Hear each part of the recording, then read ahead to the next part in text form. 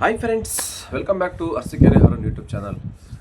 ಈಗ ಸುಮಾರು ಜನಕ್ಕೆ ಗೊಂದಲ ಶುರುವಾಗ್ಬಿಟ್ಟಿದೆ. ಒಂದು ವೀಕಿಂದ ಬೈಕ್ ಟ್ಯಾಕ್ಸಿ ಮಾಡಬೇಕಾ ಬೇಡವಾ, ಏನು ಮಾಡೋದು, ಮಾಡಿದ್ರೆ ಹಿಡಿತಾರೆ, ಮಾಡಿಲ್ಲ ಅಂದರೆ ಜೀವನ ಸಾಗಲ್ಲ, ಈ ಥರ ಸುಮಾರು ಟೆನ್ಷನ್ಗಳು. ಹಾಗಾದ್ರೆ ಏನು ಮಾಡಬೇಕು ಇದಕ್ಕೆ? ಬೈಕ್ ಟ್ಯಾಕ್ಸಿ ಮಾಡಬೇಕಂದ್ರೆ ಈ ಥರ ಟೆನ್ಷನ್ಗಳು ನಮ್ಮ ರೈಡರ್ ಮನಸ್ಸಲ್ಲಿ ತುಂಬ ಕಾಡ್ತಾ ಇದೆ. ಅದಕ್ಕೋಸ್ಕರ ನಾನು ವೀಡಿಯೋ ಮಾಡ್ತಾ ಇದ್ದೀನಿ. ವೀಡಿಯೋ ಸ್ಟಾರ್ಟ್ ಮಾಡೋಕ್ಕೆ ಮುಂಚೆ ಯಾರಾದರೂ ಫಸ್ಟ್ ಟೈಮ್ ನೋಡ್ತಾ ಇದ್ದಾರೆ ನಮ್ಮ ಚಾನಲ್ ಸಬ್ಸ್ಕ್ರೈಬ್ ಮಾಡ್ಕೊಂಡು ವೀಡಿಯೋನ ವಾಚ್ ಮಾಡಿ. ನೀವು ಸಪೋರ್ಟ್ ಮಾಡಿದ್ರೆ ನಮಗೆ ವೀಡಿಯೋ ಮಾಡೋಕ್ಕಾಗುತ್ತೆ. ಪ್ರತಿನಿತ್ಯ ಬೈಕ್ ಟ್ಯಾಕ್ಸಿ ಬಗ್ಗೆ ಅಪ್ಡೇಟ್ ಕೊಡ್ತಾನೆ ಇರ್ತೀನಿ. ಹಾಗೆ ಲೈಕ್ ಮಾಡೋದು ಪ್ರತಿಯೊಬ್ಬರು ಮರೆಬೇಡಿ. ನೀವು ಲೈಕ್ ಮಾಡಿದಷ್ಟು ಸ್ವಲ್ಪ ಹೊಸ ಆಡಿಯನ್ಸ್ಗೆ ತಲುಪುತ್ತೆ ಈ ವಿಡಿಯೋ. ಅವರು ಕೂಡ ಒಂದು ಇನ್ಫಾರ್ಮೇಷನ್ ಕಲೆಕ್ಟ್ ಮಾಡ್ದಂಗೆ ಆಗುತ್ತೆ. ಹಾಗೆ ಶೇರ್ ಮಾಡಿ ಆದಷ್ಟು. ಬನ್ನಿ ಸ್ನೇಹಿತರೆ, ವಿಡಿಯೋನ ಸ್ಟಾರ್ಟ್ ಮಾಡೋಣ. ಈಗ ಬೈಕ್ ಟ್ಯಾಕ್ಸಿ ಗೊಂದಲ ಸ್ವಲ್ಪ ದಿವಸದಿಂದ ಏನು ಟೆನ್ಷನ್ ಇರಲ್ಲ, ಆರಾಮಾಗಿ ಆಗ್ತಾಯಿತ್ತು. ಈಗ ಒಂದು 3-4 ತಿಂಗಳಿಂದ. ಬಟ್ ಸಡನ್ ಅಂತ ಒಂದು ವಾರದಿಂದ ಸಿಡಿಲು ಬಡ್ದಂಗೆ ಆಗ್ಬಿಡ್ತು ಬೈಕ್ ಟ್ಯಾಕ್ಸ್ಗೆ. ಇದಕ್ಕಿದಂಗೆ ರೋಡಲ್ಲಿ ಬೈಕ್ ಟ್ಯಾಕ್ಸಿ ಹಿಡಿದು ಯಾಕೆ ಮಾಡ್ತಾ ಇದೆಯಾ, ಇದು ಇಲ್ಲಿಗಲ್ಲು, RTO ಹಿಡ್ಕೊಡ್ತೀವಿ, ಇನ್ಮೇಲೆ ನಿಮ್ಮನ್ನು ಮಾಡೋಕ್ಕೆ ಬಿಡಲ್ಲ ಅಂತ ಈ ಥರ ಕೆಲವೊಂದಿಷ್ಟು ಜನ ಬೈಕ್ ಟ್ಯಾಕ್ಸಿನ ತಡೆದು ಕ್ವಶನ್ ಮಾಡ್ತಾಯಿದ್ರು. ಇದ್ರ ನಡುವೆ ಒಂದು 20 ಡೇಸ್ ಬ್ಯಾಕ್ ಆಗಿರ್ತಕ್ಕಂಥ ಆಕ್ಸಿಡೆಂಟು ಯಾರಿಗೂ ಗೊತ್ತಿಲ್ಲ. ಇದಕ್ಕಿದಂಗೆ 2 ಡೇಸ್ ಬ್ಯಾಕು ಫುಲ್ ವೈರಲ್ ಆಗ್ಬಿಡ್ತು. ಒಂದು ಸಾನ್ವಿ ಕೃಷ್ಣನ್ ಅವ್ರಿಗೆ ಗೊತ್ತಿರಬೇಕು, ಫುಲ್ ಸೀರಿಯಸ್ ಇಂಜುರಿ.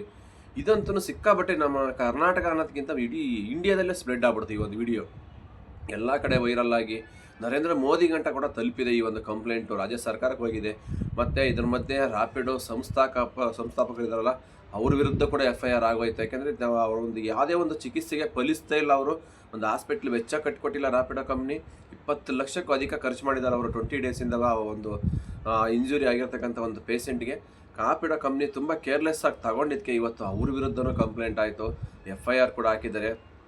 ಇದೆಲ್ಲ ನೋಡ್ತಾ ಇದ್ದರೆ ಬೈಕ್ ಟ್ಯಾಕ್ಸಿ ಮುಂದಿನ ದಿನದಲ್ಲಿ ಏನೋ ಒಂದು ಕತೆ ಆಗುತ್ತೆ ಅಂತ ಅನ್ನಿಸ್ತಾ ಇದೆ ಎಲ್ಲ ಹುಡುಗರಿಗೆ. ಹೌದು, ಯಾರೋ ಒಬ್ಬರಿಬ್ಬರು ಮಾಡ್ತಕ್ಕಂಥ ಮಿಸ್ಟೇಕಿಂದ ಇವತ್ತು ಲಕ್ಷಾಂತರ ಜೀವನದ ರೈಡರ್ಗಳು ಹೊಟ್ಟೆ ಮೇಲೆ ಹೊಡಿತಾ ಇದ್ದಾರೆ.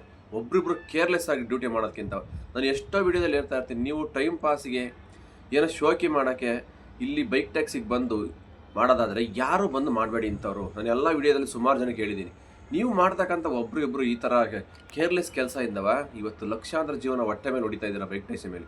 ನಿಯತ್ತಾಗಿ ಕೆಲಸ ಮಾಡೋರು, ಸಿನ್ಸಿಯರಾಗಿ ಮಾಡೋರು, ಕೇರ್ಫುಲ್ಲಾಗಿ ಮಾಡೋರು ಎಷ್ಟೋ ಜನ ಇದ್ದಾರೆ. ಏಕೆಂದರೆ ಒಂದು ಕಸ್ಟಮರ್ ಬಂದರೆ ಇವರು ನಮ್ಮ ಫ್ಯಾಮಿಲಿ, ನಮ್ಮ ಅಕ್ಕ ತಂಗಿ ಸೇಫಾಗಿ ಕರ್ಕೊಂಡೋಗಿ ಬಿಡಬೇಕು, ಯಾವುದೇ ಥರ ತೊಂದರೆ ಆಗ್ದಂಗೆ ಅವ್ರಿಗೆ ಅಂತ ಎಷ್ಟೋ ಜನ ರೈಡರ್ ಅಷ್ಟು ಕೇರ್ಫುಲ್ಲಾಗಿ ಡ್ಯೂಟಿ ಮಾಡ್ತಾರೆ.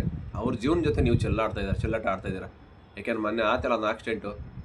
ನೀವು ಬೈಕ್ ಓಡ್ಸೋಕೆ ಬಂದಿಲ್ಲ, ನೀವು ಶೋಕಿ ಮಾಡಬೇಕು ಅಂದರೆ ನೀವು ಸಪ್ರೇಟಾಗಿ ಎಲ್ಲರೂ ಹೋಗಿ ಮಾಡ್ಕೊಳ್ರಿ. ಈ ಥರ ಒಂದು ಫೀಲ್ಡಿಗೆ ಬಂದು ಒಂದು ಕಸ್ಟಮರ್ನ ಕೂರಿಸ್ಕೊಂಡು ನೀವು ಬೇರೆ ಬೈಕ್ ಟ್ಯಾಕ್ಸಿ ಓಡ್ಕೊಂಡು ಈ ಥರ ಆಕ್ಸಿಡೆಂಟ್ ಮಾಡಿ ಅವ್ರಿಗೆ ಈ ಥರ ಮಾಡಿಬಿಟ್ರೆ ಅವ್ರು ಏನಾಗಬೇಕು? ಆ ಕಂಪ್ನಿ ನಂಬಿ ಕೆಲಸ ಮಾಡ್ತಕ್ಕಂಥ ರೈಡರ್ಗಳ ಕತೆ ಏನು? ಇವತ್ತು ಎಷ್ಟು ಲಕ್ಷ ಜನ ಕೆಲಸ ಮಾಡ್ತಾರೆ. ಏನಾರು ಈ ಕಂಪ್ನಿಗೆ ಏನಾರು ಒಂದು ಪರ್ಮಿಷನ್ ಕೊಡದೆ ಬ್ಯಾನ್ ಅಂತ ಬಂದರೆ ಏನಾಗುತ್ತೆ ಅವ್ರ ಕತೆ? ಎಲ್ಲಿಗೆ ಹೋಗಬೇಕು ಕೆಲಸಕ್ಕೆ? 5-6 ಲಕ್ಷ ಜನ ಕತೆ ಏನು? ಜೀವನ ಹೆಂಗಾಗಬೇಕು? ಯೋಚನೆ ಮಾಡಿದ್ದೀರಾ ಫಸ್ಟ್ ಇದ್ರ ಬಗ್ಗೆ? ನಿಮಗೆ ಹುಡುಗಾಟ ಚೆಲ್ಲಾಟ ಆಗೋಗ್ಬಿಟ್ಟಿದೆ. ಬೇರೆಯವ್ರ ಬಗ್ಗೆನೂ ಯೋಚನೆ ಮಾಡಿ ಫಸ್ಟು. ಅದಕ್ಕೋಸ್ಕರ ಈ ರ್ಯಾಪಿಡೋ ಕಂಪ್ನಿ ಸಿನ್ಸಿಯರಾಗೆ ಒಂದು ಆಕ್ಷನ್ ತಗೊಳ್ಳೇಬೇಕು. ಹೊಸ ಜಾಯ್ನಿಂಗ್ ಏನಿದೆ ಸ್ಟಾಪ್ ಮಾಡಿ. ಫಸ್ಟ್ ಇದನ್ನು ಸ್ಟಾಪ್ ಮಾಡಬೇಕು. ಏನು ಹಳಬ್ರು ಇದ್ದಾರಲ್ವಾ ಸೀನಿಯರ್ಸ್, ತುಂಬ ವರ್ಷದಿಂದ ಏನು ಬೈಕ್ ಟ್ಯಾಕ್ಸಿ ಮಾಡಿಕೊಂಡು ಅವ್ರ ವಿರುದ್ಧ ಯಾವುದೇ ಥರ ಒಂದು ಮಿಸ್ಬಿಹೇವ್ ಆಗ್ದಂಗೆ, ಯಾವುದೇ ಥರ ಆಕ್ಸಿಡೆಂಟ್ ಆಗ್ದಂಗೆ ಕೇರ್ಫುಲ್ಲಾಗಿ ಏನು ಸುಮಾರು ಒಂದು 7-8 ವರ್ಷದಿಂದ ಮಾಡ್ಕೊಂಡಿದ್ದಾರಲ್ಲ ಐಡಿಗಳು, ಸಸ್ಪೆಂಡ್ ಆಗಿರೋವಿದ್ವಲ್ಲ ಅವು ಓಪನ್ ಮಾಡಿ. ಹಳೆ ಐಡಿಗಳು ಯಾರ್ಯಾರು ಸಸ್ಪೆಂಡ್ ಆಗಿದೆ ಅವ್ರದ್ದೆಲ್ಲ ರಿಮೂವ್ ಮಾಡಿ. ನೀಟಾಗಿ ಕೆಲಸ ಮಾಡಿರೋದು, ಪ್ರಾಬ್ಲಮ್ ಆಗಿ ಸಸ್ಪೆಂಡ್ ಆಗಿರೋದು ಬೇಡ, ತೆಗೆದುಬಿಡಿ. ಅವ್ರ ವಿರುದ್ಧ ಯಾವುದೇ ಥರ ಕೇಸ್ ಇಲ್ದಂಗೆ ನೀಟಾಗಿ ಏನು ಕೆಲಸ ಮಾಡ್ಕೊಂಬಂದಾರಲ್ಲ ಅಂಥವ್ರಿಗೆ ಆರ್ಡ್ರ್ ಕೊಡಿ. ಚೆನ್ನಾಗಿ ಬ್ಯಾಕ್ ಟು ಬ್ಯಾಕು ಡ್ಯೂಟಿ ಮಾಡ್ತಾರೆ ಅವರು. ನೀವು ಕಂಪ್ನಿಯವ್ರು ಇವಾಗ ಏನು ಮಾಡ್ತಾಯಿದ್ದೀರಾ ಗೊತ್ತಾ? ಯಾರೋ ಎಲ್ಲಿಂದನೋ ಹೊರಗಡೆಯಿಂದ ಬಂದಿರ್ತಾರೆ, ಗೊತ್ತಿರಬೇಕು, ನಾರ್ತ್ ಇಂಡಿಯನ್ಸ್ ಅಲ್ಲಿ ಇಲ್ಲಿಂದ ಬಂದಿರ್ತಾರೆ. ಅವ್ರಿಗೇನು ಹೆಂಡತಿ ಇಲ್ಲ, ಮಕ್ಕಳಿಲ್ಲ, ಎಲ್ಲ ಬಿಟ್ಬಿಟ್ಟು ಬಂದಿರ್ತಾರೆ ಇಲ್ಲಿಗೆ. 24 ಅವರ್ ಕೆಲಸ ಮಾಡ್ತಾರೆ. ಯಾರು ಇರಲ್ಲ ಮನೇಲಿ ಅವ್ರಿಗೆ. ಅವ್ರ ಡ್ಯೂಟಿನೇ ಜೀವನ ಆಗೋಗ್ಬಿಟ್ಟಿರುತ್ತೆ. 24 ಅವರ್ ಕೆಲಸ ಮಾಡ್ತಾರೆ. ಅಂಥವ್ರಿಗೆ ಏನು ಮಾಡ್ತೀರಾ? ಇವ್ರು ಲಾಗಿನ್ ಅವ್ರು ಜಾಸ್ತಿ ಇದ್ದಾನೆ, ಇವ್ನು ಒಳ್ಳೆ ಆರ್ಡ್ರ್ ಚೆನ್ನಾಗಿ ಮಾಡ್ತಾನೆ ಅಂತ ಅವನಿಗೆ ಆರ್ಡ್ರ್ ಕೊಡ್ತೀರಾ. ನಿಯತ್ತ ಕೆಲಸ ಮಾಡೋ ಹುಡುಗರಿಗೆ ಆರ್ಡ್ರೇ ಕೊಡ್ತಾ ಇಲ್ಲ. ಹಳಬ್ರಿಗೆ ಏನು ಸೀನಿಯರ್ಸ್ ಇದ್ದಾರಲ್ಲ ಅವ್ರಿಗೆಲ್ಲ ಆರ್ಡ್ರೇ ಕೊಡ್ತಾ ಇಲ್ಲ. ನೀವು ಮಾಡ್ತಕ್ಕಂಥ ಮೇಯ್ನ್ ಮಿಸ್ಟೇಕ್ ಇದೇನೆ. ಇದರಿಂದನೇ ಆಕ್ಸಿಡೆಂಟ್ಗಳು ಜಾಸ್ತಿ ಬರ್ತಾರೆ. ಬೇರೆ ನೈಟ್ ಆ್ಯಂಡ್ ನಿದ್ದೆಗೆ ಇಟ್ಕೊಂಡು ಬೇರೆ ಬೈಕ್ ಹೊಡಿತಾ ಇರ್ತಾರೆ, ಆಕ್ಸಿಡೆಂಟ್ ಮಾಡ್ತಾರೆ, ಹೋಗ್ತಾರೆ. ಇದೆಲ್ಲ ಕಂಟ್ರೋಲ್ ಆಗಬೇಕು ಅಂದರೆ ಹಳೆ ಐಡಿಗಳು ಸಸ್ಪೆಂಡ್ ಆಗಿರ್ತಕ್ಕಂಥ ಸೀನಿಯರ್ಸು ಚೆನ್ನಾಗಿ ಕೆಲಸ ಮಾಡೋರಿಗೆ ಆರ್ಡ್ರ್ ಕೊಡಿ. ಅವ್ರು ನಿಯತ್ತು ಕೆಲಸ ಮಾಡ್ತಾರೆ. ಗೊತ್ತಿರಲ್ವ ನಿಮ್ಮ ರ್ಯಾಪಿಡೋ ಕಂಪ್ನಿಗೆ ಪ್ರತಿಯೊಂದು ಅಪ್ಡೇಟ್ ಇರುತ್ತೆ. ಯಾವ ಒಂದು ರೈಡರ್ ಮೇಲೆ ಏನು ಕೇಸ್ ಇಲ್ಲ, ಎಷ್ಟು ವರ್ಷದಿಂದ ಕೆಲಸ ಮಾಡ್ತಾನೆ, ಎಷ್ಟು ರೈಡ್ ಮಾಡಿದ್ದಾನೆ, ಇವ್ರ ಕಡೆಯಿಂದ ಏನಾದ್ರು ಮಿಸ್ಬಿಹೇವ್ ಆಗಿದೆಯಾ, ಏನಾದ್ರು ಆಕ್ಸಿಡೆಂಟ್ ಆಗಿದೆಯಾ, ಏನಾದ್ರು ಜಾಸ್ತಿ ಪ್ರಾಬ್ಲಮ್ ಆಗಿದೆಯಾ, ಪ್ರತಿಯೊಂದು ಇರುತ್ತಲ್ವಾ. ಹಂಗಾಗಿ ಇದೆಲ್ಲ ಒಂದು ಪರಿಶೀಲನೆ ಮಾಡಿ ರ್ಯಾಪಿಡೋ ಕಂಪ್ನಿಗಳು ಸೀನಿಯರ್ಸ್ಗೆ ಆರ್ಡರ್ ಕೊಟ್ಟರೆ 100% ಬೈಕ್ ಟ್ಯಾಕ್ಸಿಲಿ ಮುಂದಕ್ಕೆ ಯಾವ ಪ್ರಾಬ್ಲಮೂ ಬರೋಲ್ಲ. ಎಲ್ಲರೂ ನೆಮ್ಮದಿಯಾಗಿ ಕೆಲಸ ಮಾಡ್ತಾರೆ. ಹಳಬ್ರು ಏನಿದ್ದಾರೆ, ಒಂದು 2 ವರ್ಷ 3 ವರ್ಷ ಸೀನಿಯರ್ಸ್ ಇದ್ದಾರಲ್ವಾ, ಚೆನ್ನಾಗಿ ಡ್ಯೂಟಿ ಮಾಡೋರು, ಯಾವುದೇ ಥರ ಪ್ರಾಬ್ಲಮ್ ಇಲ್ಲದೆ ಇಂಥವ್ರಿಗೆ ಆರ್ಡರ್ ಕೊಡಿ.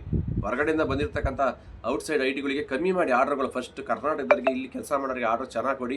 ಎಲ್ಲರೂ ಸಿನ್ಸಿಯರಾಗಿ ಡ್ಯೂಟಿ ಮಾಡ್ತಾರೆ, ನಿಯತ್ತಾಗಿ ಮಾಡ್ತಾರೆ. ಇದು ಮೇಯ್ನ್ ಪ್ರಾಬ್ಲಮ್ಮು. ಮತ್ತು ಬೈಕ್ ಟ್ಯಾಕ್ಸಿಗೆ ಇತ್ತೀಚೆಗೆ ಆಗ್ತಾಯಿದೆ, ಪ್ರಾಬ್ಲಮ್ ಇಲ್ಲ ಅಂತ ಹೇಳ್ತಿಲ್ಲ. ಆಕ್ಸಿಡೆಂಟು ಸಣ್ಣ ಪುಟ್ಟ 1-2 ಆಗ್ತವೆ, ಯಾವ ವೆಹಿಕಲ್ ಆಗಲ್ಲ ಅಂತ ನಾವು ಹೇಳೋಕ್ಕಾಗಲ್ಲ. ಬಟ್ ಕೆಲವೊಂದೊಂದು ಅವರಾಗೆ ಅವ್ರು ಮಾಡ್ತಿದ್ದಾರೆ. ಮೊನ್ನೆ ಆಗಿರೋ ಘಟನೆ ಅಷ್ಟೇ, ರೈಡರ್ ಅವರಾಗೆ ಅವ್ರು ಮಾಡಿರ್ತಕ್ಕಂಥ ಆಕ್ಸಿಡೆಂಟ್. ಅದು ಓವರ್ ಸ್ಪೀಡಲ್ಲಿ ಹೋಗಿ ಯಾವುದೋ ಒಂದು ಗಾಡಿನ ಓವರ್ಟೇಕ್ ಮಾಡೋಕೆ ಹೋಗಿ. ಇದೆಲ್ಲ ಯಾಕೆ ಮಾಡ್ತೀರಾ? 100-200 ರೂಪಾಯಿಗೆ ಎಕ್ಸ್ಟ್ರಾ ಸಂಪಾದನೆ ಮಾಡೋಕ್ಕೆ ಪ್ಯಾಸೆಂಜರ್ ಜೀವನ ಜೊತೆ ಆಟ ಆಡ್ತೀರಾ ನೀವು ಅಲ್ವಾ? ನೀವು ಮಾಡ್ತಕ್ಕಂಥ ಕೆಲಸದಿಂದ ಎಷ್ಟು ಜನಕ್ಕೆ ಪ್ರಾಬ್ಲಮ್ ಆಗ್ತಿದೆ ಇವಾಗ? ಎಲ್ಲರ ಮೇಲೆ ಕಂಪ್ಲೇಂಟ್ ಆಯಿತು. ಇನ್ ಕೇಸ್ ನಾಳೆ ದಿನ ಏನಾದರೂ ಸುಪ್ರೀಂ ಕೋರ್ಟಿಂದ ಪರ್ಮಿಷನ್ ಬಂದಿಲ್ಲ, ಬ್ಯಾನ್ ಅಂತ ಬಂದರೆ ಏನು ಮಾಡ್ತೀರಾ ಅಲ್ವಾ? ಆದಷ್ಟು ಇದಕ್ಕೆ ಏನಾದ್ರು ಒಂದು ಬೈಕ್ ಟ್ಯಾಕ್ಸಿಗೆ ಒಂದು ನೆಮ್ಮದಿ ಬೇಕಂದರೆ ಸುಪ್ರೀಂ ಕೋರ್ಟಿಂದ ಕೇಸ್ ಕ್ಲಿಯರ್ ಆಗಬೇಕು. ಇಲ್ಲ ನಮ್ಮ ರಾಜ್ಯ ಸರ್ಕಾರ ಏನಾದ್ರು ಒಂದು ಫೈನಲ್ ಡಿಸಿಷನ್ ತಗೋಬೇಕಾಗತ್ತೆ. ಇದಿದೆ ಪ್ರಾಬ್ಲಮ್ ಆಗಿರೋದು. ಬೈಕ್ ಟ್ಯಾಕ್ಸಿ ಹಿಂಗೆ ಆಗ್ತಿರೋದು, ಮಾಡಬೇಕಾ ಬೇಡವಾ ಅಂತ.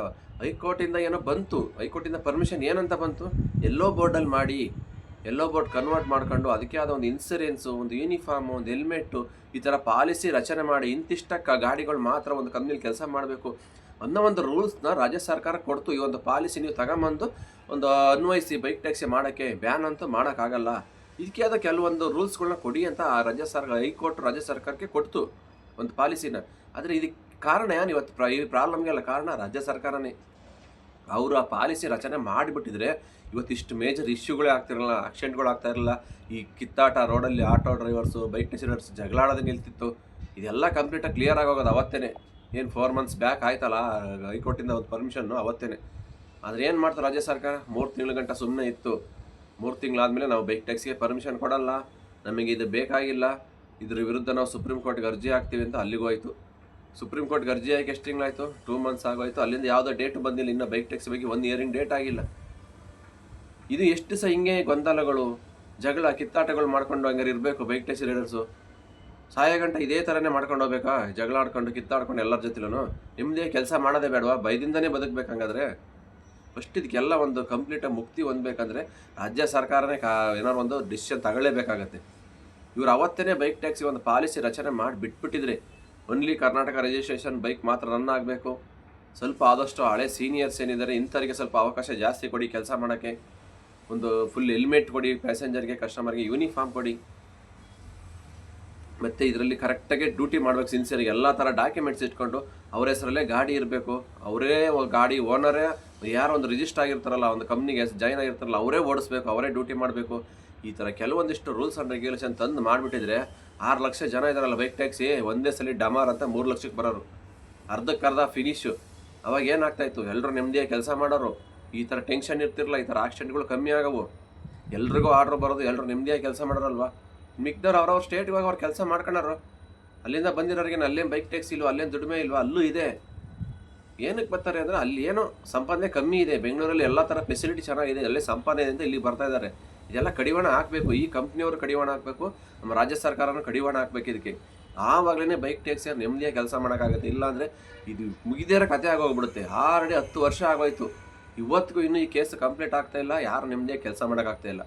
1 ತಿಂಗಳು 2 ತಿಂಗಳು ಸ್ವಲ್ಪ ಏನು ಪ್ರಾಬ್ಲಮ್ ಇರಲ್ಲ, ಸಾಕ್ತಾ ಇರುತ್ತೆ. ಸೆಂಟ್ರಲ್ ಏನಾದ್ರು ಒಂದು ಆಕ್ಸಿಡೆಂಟು ಇಲ್ಲ ಇನ್ನೇನಾದ್ರು ಒಂದು ಪ್ರಾಬ್ಲಮ್ ಆಯ್ತು ಅಂದರೆ ಶುರು ಮತ್ತೆ ಬೈಕ್ ಟ್ಯಾಕ್ಸಿ ಕಿರಿಕು, ಜಗಳ, ಕಿತ್ತಾಟ. ಯಾರು ಮಾಡಬೇಡಿ, ಬೈಕ್ ಟ್ಯಾಕ್ಸಿನ ಯಾಕೆ ಮಾಡ್ತಿದ್ರು, ಹಂಗೆ ಹಿಂಗೆ ಅಂತ ಮತ್ತೆ ಸ್ಟಾರ್ಟ್ ಆಗುತ್ತೆ.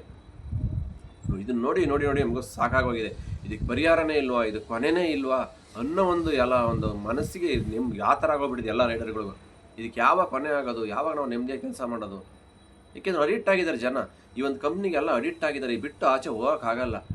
ಏನು ಒಂದು ಕಂಪ್ನಿಗೆ ಹೋದ್ರೆ 15-20 ಸಾವಿರ ಸ್ಯಾಲ್ರಿಗೆ ತಿಂಗಳೆಲ್ಲ ಕಷ್ಟಪಟ್ಟು ದುಡಿಬೇಕು, 8-10 ಅವರು. ಅಟ್ಲೀಸ್ಟ್ ಇಲ್ಲಿ ಒಂದು 8 ಅವರ್ ಮಾಡ್ಕೊಂಡ್ರೆ ತಿಂಗಳಿಗೆ ಒಂದು 30-40 ಸಾವಿರ ರೂಪಾಯಿ ಸಂಪಾದನೆ ಮಾಡ್ಬೋದು.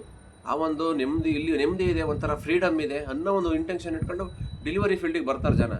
ಆದರೆ ಇತ್ತೀಚೆಗೆ ಇಲ್ಲಿ ನೆಮ್ಮದಿನೇ ಇಲ್ಲ. ಆ ಥರ ಹಾಳಾಗಿ ಹೋಗ್ತಾ ಇದೆ ಬೈಕ್ ಟ್ಯಾಕ್ಸಿಲಿ. ಭಯದಿಂದ ಕೆಲಸ ಮಾಡಬೇಕು. ನೈಟಲ್ಲಿ ಕೆಲಸ ಮಾಡೋಕ್ಕಾದ್ರೆ ಯಾರು ಫೇಕ್ ಆರ್ಡ್ರ್ ಹಾಕ್ತಾರೋ, ಯಾರು ಹಿಡಿತಾರೋ, ಯಾರು ರ್ಯಾಬ್ರಿ ಮಾಡ್ತಾರೋ, ಈ ಥರ ಒಂದು ಭಯ. ಡೇಲಿ ಡ್ಯೂಟಿ ಮಾಡೋರಂದರೆ ಕೆಲವರೊಂದು ಇಟ್ಕೊಂಡು ನೀನು ಏನಕ್ಕೆ ಬೈಕ್ ಟ್ಯಾಕ್ಸಿ ಮಾಡ್ತಿದ್ಯಾ, ಯಾರು ನಿನಗೆ ಪರ್ಮಿಷನ್ ಕೊಟ್ಟಿದ್ದು, ಬೈಕ್ ಟ್ಯಾಕ್ಸಿ ಆಕ್ಸಿಡೆಂಟ್ ಆದರೆ ಇನ್ಸೂರೆನ್ಸ್ ಬರುತ್ತಾ, ಸೇಫ್ಟಿ ಇದೆಯಾ ನಿನಗೆ, ಈ ಥರ ಕ್ವಶನ್ಗಳು. ಮತ್ತು ಹೆಂಗೆ ಡ್ಯೂಟಿ ಮಾಡೋದು, ಏನು ಮಾಡಬೇಕು, ಯಾರನ್ನು ಕೇಳಬೇಕು ಅನ್ನೋದೇ ಆಗ್ತಾಯಿಲ್ಲ.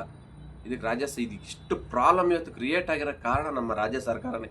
ಅವ್ರು ಏನಾದ್ರು ಒಂದು ಡಿಸೈಡ್ ಅವತ್ತೇ ತೊಗೊಂಬಿಟ್ಟಿದ್ರೆ ಬೈಕ್ ಟ್ಯಾಕ್ಸಿ ಮಾಡಬೇಕಾ ಇಲ್ಲ ಬೇಡವೋ ಏನೋ ಒಂದು ಮಾಡಿ ಡಿಸೈಡ್ ಮಾಡಿ ಕೊಟ್ಟಿದ್ರೆ ಸುಪ್ರೀಂ ಕೋರ್ಟ್ಗೆ ಹೋಗ್ದಂಗೆ ಇಲ್ಲೇ ಕ್ಲಿಯರ್ ಮಾಡ್ಬೋದಾಯ್ತು. ಇದು ಸಿಂಪಲ್ ಮ್ಯಾಟ್ರಿ. ಅವರು ಇಲ್ಲಿ ಸುಪ್ರೀಂ ಕೋರ್ಟ್ಗೆ ಹೋಗ್ತಕ್ಕಂಥ ನೆಸೆಸಿಟಿನೇ ಇರಲಿಲ್ಲ, ಇಲ್ಲೇ ಕ್ಲೋಸ್ ಮಾಡಿ ಬಿಸಾಡ್ಬೋದಾಗಿತ್ತು. ಬಟ್ ಇವತ್ತು ಇಷ್ಟು ಪ್ರಾಬ್ಲಮ್ ಕ್ರಿಯೇಟ್ ಆಗಿದೆ. ಇದಕ್ಕೆಲ್ಲ ಮೇಯ್ನ್ ಹೊಣೆಗಾರಿಕೆ ರಾಜ್ಯ ಸರ್ಕಾರನೇ. ಇವ್ರೇನೋ ಒಂದು ಡಿಸೈಡ್ ತೊಗೊಳ್ಳಿಲ್ಲ, ನೆಗ್ಲಿಜೆನ್ಸಿ ಮಾಡಿದ್ರು. ಇನ್ನು ಬೈಕ್ ಟ್ಯಾಕ್ಸಿಗೆ ಪರ್ಮಿಷನ್ ಕೊಟ್ಟರೆ ನಮ್ಮ ಕಡೆಯಿಂದವ ಇನ್ನು ಆಟೋ ಸಂಘಟನೆಗಳು ನಮ್ಮ ವಿರುದ್ಧ ತಿರುಗಿ ಬೀಳ್ತಾರೆ, ದುಶ್ಮನೆ ಆಗ್ತಾರೆ ಅನ್ನೋ ಒಂದು ಮನಸ್ಸಲ್ಲಿ ಅವ್ರಿಗೆ ಬಂತು. ಅದಕ್ಕೆ ಅವ್ರು ಕೈ ತೊಳ್ಕೋಬೇಕಾಗಿತ್ತು. ಏನೋ ಒಂದು ಕೇಸ್ ತಗೊಂಡೋಗಿ ಸುಪ್ರೀಂ ಕೋರ್ಟ್ಗೆ ಹಾಕಿ ಬಿಟ್ಬಿಟ್ರು. ಈಗ ಅಲ್ಲಿ ಯಾವುದೋ ಒಂದು ಕೇಸು ನಡೀತಾ ಇಲ್ಲ, 2 ತಿಂಗಳಾದ್ರೂ ಒಂದು ಇಯರಿಂಗ್ ಡೇಟ್ ಇಲ್ಲ. ಮತ್ತು ಯಥಾ ಪ್ರಕಾರ ಈಗ ಬೈಕ್ ಟ್ಯಾಕ್ಸಿ ಬೆಂಗಳೂರಲ್ಲಿ ಕಿರಿಕ್ ಶುರುವಾಯಿತು. ಮಾಡಬೇಡ್ರಿ ಹಂಗೆ ಹಿಂಗೆ, ಇನ್ಮೇಲೆ FIR ಆಗ್ತೀವಿ, ಬೈಕ್ ಟ್ಯಾಕ್ಸಿ ರೈಡರ್ಗಳಿಗೆ ಏನಾರು ಮಾಡಿ ಆಕ್ಸಿಡೆಂಟ್ ಆದರೆ ಪೊಲೀಸರಿಗೆ ಹಿಡ್ಕೊಡ್ತೀವಿ, ನಾವು ಮಾಡೋಕ್ಕೆ ಬಿಡಲ್ಲ, ಇನ್ನು ಸ್ಟ್ರೈಕ್ ಮಾಡ್ತೀವಿ ಅಂತ ಈ ಥರ ಪ್ರತಿನಿತ್ಯ ನ್ಯೂಸ್ಗಳು ಸೋಷಿಯಲ್ ಮೀಡಿಯಾದಲ್ಲಿ ಬರ್ತಾನೆ ಇದ್ದಾವೆ, ನಾವು ನೋಡ್ತಾನೆ ಇದ್ದೀವಿ. ಇದರಿಂದನೂ ಸುಮಾರು ಜನ ರೈಡರ್ಗಳಿಗೆ ಇದೇ ಗೊಂದಲ ಆಗ್ತಾಯಿದೆ. ಬೈಕ್ ಟ್ಯಾಕ್ಸಿ ಮಾಡಬೇಕಾ ಬೇಡವಾ, ಹೆಂಗೆ ಮಾಡೋದು ಇದನ್ನು ಮುಂದಿನ ದಿನಗಳಲ್ಲಿ? ಈ ಥರ ಒಂದು ಮನಸ್ಸಿಗೆ ನೆಮ್ಮದಿನ ಇಲ್ಲ ಎಲ್ಲರಿಗೂ. ಸುಮಾರು ಜನ ಇದೇ ಕಮೆಂಟ್ಸ್ ಆಗ್ತಾ ಇರ್ತಾರೆ. ಈಗ ಮಾಡಬೇಕು ಅಂತಲೇ ಹೇಳೋಕ್ಕಾಗ್ತಾಯಿಲ್ಲ, ಮಾಡಬಾರ್ದು ಅಂತಲೇ ಹೇಳೋಕ್ಕಾಗ್ತಾಯಿಲ್ಲ. ಆ ಥರ ಒಂದು ಸಿಚುವೇಷನಲ್ಲಿ ಬಂದು ನಿಂತ್ಬಿಟ್ಟಿದೆ ಬೈಕ್ ಟ್ಯಾಕ್ಸಿ. ಈಗ ಮಾಡಬೇಕಂದ್ರೆ ಎಲ್ಲೋ ಬೋರ್ಡಲ್ಲಿ ಮಾಡ್ರಪ್ಪ, ವೈಟ್ ಬೋರ್ಡಲ್ಲಿ ಯಾಕೆ ಮಾಡ್ತೀವಿ ಅಂತ ಅವ್ರು ಕ್ವಶನ್ ಮಾಡ್ತಾರೆ. ಮಾಡ್ದಂಗಿದ್ರೆ ಸಂಸಾರ ಸಾಗಲ್ಲ, ಜೀವನ ನಡೆಯಲ್ಲ. ಆ ಥರ ಪರಿಸ್ಥಿತಿ. ಒಂದಿನ ರಜೆ ಹಾಕಿದ್ರೆ ಬೆಂಗಳೂರಲ್ಲಿ ಯಾರು ಕೊಡ್ತಾರೆ? ದಿನಕ್ಕೆ 100,000 ರೂಪಾಯಿ ಖರ್ಚಿರ್ತವೆ ಒಂದು ಫ್ಯಾಮಿಲಿ ಅಂದಮೇಲೆ. ಮಕ್ಕಳು ಫೀಸು, ಸ್ಕೂಲು ಬಾಡಿಗೆ ಕಟ್ಟಬೇಕು, ರೇಷನ್ ತರಬೇಕು, ಇನ್ನು ಅವ್ರ ಪರ್ಸ್ನಲ್ ಖರ್ಚುಗಳು.